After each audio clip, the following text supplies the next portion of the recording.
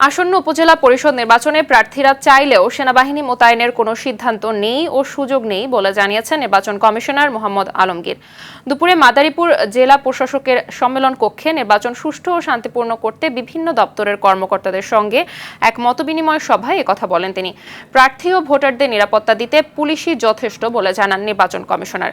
এদিকে জাতীয় নির্বাচন থেকে উপজেলা নির্বাচনে বেশি ভোটার উপস্থিতি প্রত্যাশা করছে নির্বাচন কমিশন, বলছেন নির্বাচন কমিশনার আনিসুর রহমান।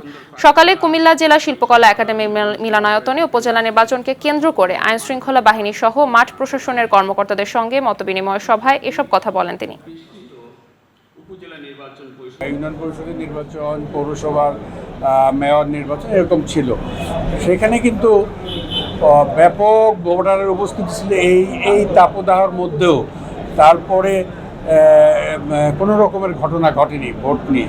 আমরা আশা করছি যে এই 8 তারিখে, মে মাসের 8 তারিখ থেকে যে প্রথম ধাপ শুরু হবে এবং পর্যায়ক্রমে আরও 3টা ধাপ, সবগুলোই সুন্দর হবে এবং কোনোটাতেই কোনো রকমের ব্যত্যয়কে আমরা মেনে নিব না। প্রয়োজন বোধে আমরা কঠোর সিদ্ধান্তে থাকবো।